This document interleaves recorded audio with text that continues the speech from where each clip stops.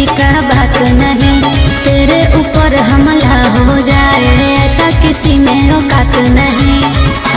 हेरे भौकाली बना के चलते हो, सुनते हो किसी का बात नहीं, तेरे ऊपर हमला हो जाए ऐसा किसी में औकात नहीं। विपत की पड़लो करे लगन मारदार, हेरे विपत की पड़लो करे लगन मारदार। अगे गरीब लाचार में उठली हथियार, बदमाशन ले खून खा रही जनता ले सरकार। अगे सबके मदद करिए समझ के परिवार, बदमाशन ले खून खा रही जनता ले सरकार।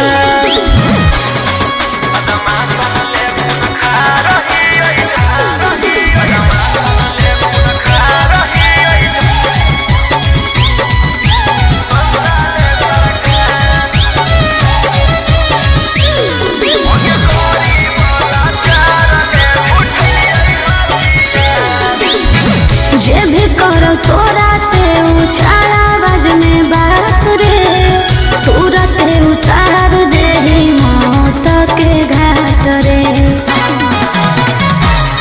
अगे जतन बदमाश उतन ही इंसान गे, जे करे दुश्मनी ओकर मिटइयो नामो निशान गे। इंस्टा पर वायरल होल हवलो का तोहार, हेरे इंस्टा पर वायरल होल हवलो का तोहार। अगे गरीब लाचार में उठली हथियार, बदमाशन ले खून खा रही जनता ले सरकार।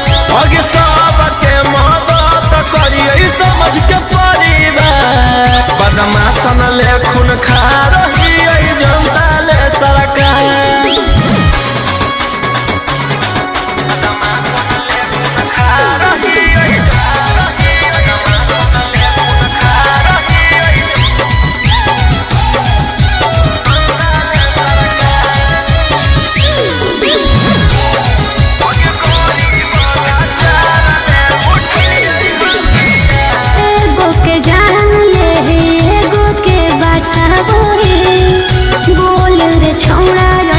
कदम काहे उठाओही, अगे चाहे वाला कोई रोहिया के लाखों करोड़ गे, नेता विधायक भी पड़ो कोई गोड़ गे। रोक नहीं पैतो ओमकांत पत्थर के दीवार, हेरे रोक नहीं पैतो ओमकांत पत्थर के दीवार। अगे गरीब लाचार में उठली हथियार, बदमाशन ले खून खा रही जनता ले सरकार।